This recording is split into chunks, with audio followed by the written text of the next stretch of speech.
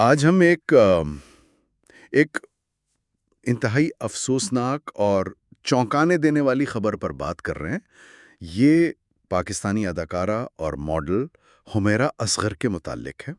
جی بالکل، اور ہم کوشش کریں گے کہ جو معلومات ہمارے پاس ہیں، جو ذرائع سے پتہ چلا ہے، اس کی روشنی میں سمجھیں کہ یہ المیہ آخر کیسے پیش آیا۔ تو ہوا یہ کہ یہ واقعہ کئی مہینوں تک تو کسی کو معلوم ہی نہیں ہوا، اور جب سامنے آیا تو تفصیلات کافی دل خراش تھیں۔ جی ہاں، تو آئیے دیکھتے ہیں کہ ذرائع کیا کہتے ہیں، کیا حقائق اب تک سامنے آئے ہیں۔ ٹھیک ہے، تو شروعات کرتے ہیں دریافت سے۔ ان کی لاش ملی 8 جولائی 2025 کو کراچی میں ان کے فلیٹ سے۔ اور وہ بھی ایسے کہ مالک مکان پہنچے کیونکہ کئی مہینے کا کرایہ نہیں ملا تھا۔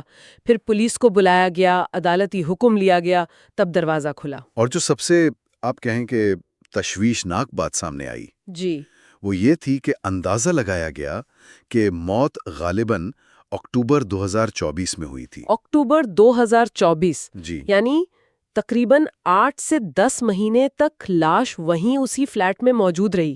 ناقابل یقین 8 سے 10 مہینے، یہ بات ہی ہضم کرنا مشکل ہے۔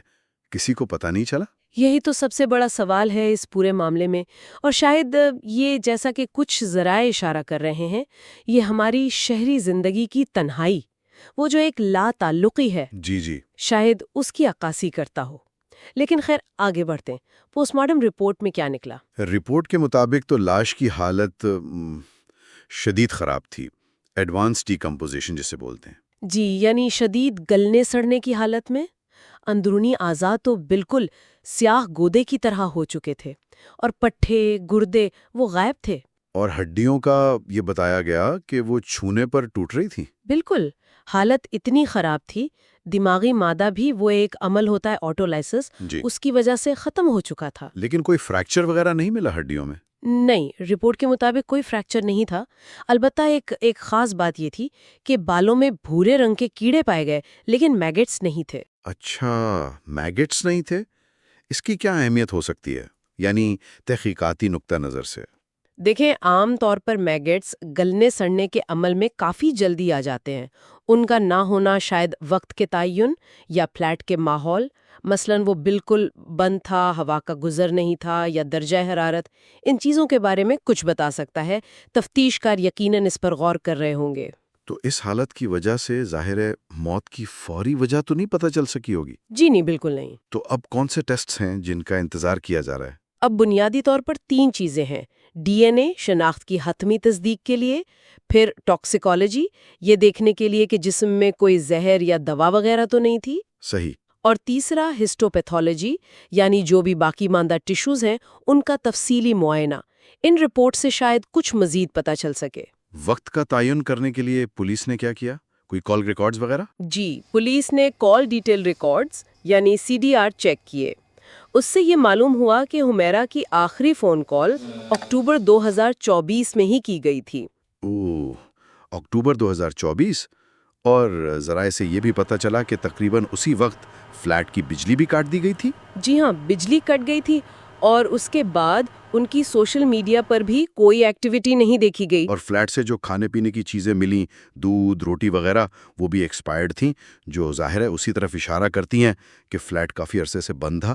بالکل، اور اسی دوران ان کا ایک آخری وائس نوٹ بھی جو انسٹاگرام پر تھا، وہ کافی وائرل ہوا۔ ہاں، میں نے بھی سنا، وہ جس میں وہ کہہ رہی تھیں مجھے اپنی دعاؤں میں یاد رکھنا۔ کافی جذباتی تھا وہ۔ جی بہت۔ اس میں انہوں نے مکہ مکرمہ جانے کا ذکر کیا تھا اور اپنے کیریئر اور لوگوں کے لیے دعا کی درخواست کی تھی۔ وہ سن کر ایسا لگتا ہے جیسے ایک پرسکون الوداع کہہ رہی ہوں۔ اس واقعے کو اور بھی پراسرار بنا دیتا ہے یہ نوٹ۔ اچھا، خاندان کا کیا رد عمل تھا؟ شناخت کس نے کی؟ شروع میں تھوڑی متضاد اطلاعات آئیں، لیکن پھر ان کے بھائی نوید اصغر وہ لاہور پہنچے اور انہوں نے لاش کی شناخت کی۔ ٹھیک۔ اور پھر سرکاری حکام نے بھی مدد کی تدفین کے انتظامات میں، اور 11 جولائی 2025 کو لاہور میں ماڈل ٹاؤن کے قبرستان میں ان کی تدفین ہوئی۔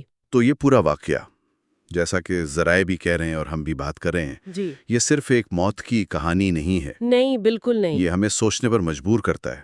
سماجی لاتعلقی، تنہائی، رابطوں کی کمی۔ جی، خاص طور پہ بڑے شہروں میں یہ واقعہ اس بات پر بہت زور دیتا ہے کہ اپنے پیاروں سے، دوستوں سے، یہاں تک کہ پڑوسیوں سے بھی رابطہ رکھنا کتنا اہم ہے۔ کبھی کبھی ایک چھوٹی سی کال، ایک ہم، میسج۔ ہاں، شاید کسی کی زندگی بچا سکتا ہے، یا کم از کم یہ احساس دلا سکتا ہے کہ کوئی ہے خیال رکھنے والا۔ بالکل، یہ پورا معاملہ کئی سوال چھوڑ جاتا ہے۔ کیسے کیسے کوئی انسان اتنے مہینوں تک بالکل غائب رہ سکتا ہے اور کسی کو پتہ نہ چلے؟ واقعی، یہ ہمیں اپنی سماجی ذمہ داریوں پر، اپنے آپسی تعلقات پر شاید دوبارہ غور کرنے کی دعوت دیتا ہے۔ جی بالکل، یہ سوچنے کی بات ہے کہ اس جدید دور میں اتنے رابطوں کے باوجود ہم اصل میں ایک دوسرے سے کتنے جڑے ہوئے ہیں یا شاید کتنے کٹ چکے ہیں۔ اس پر مزید غور و فکر کی گنجائش تو یقیناً باقی ہے۔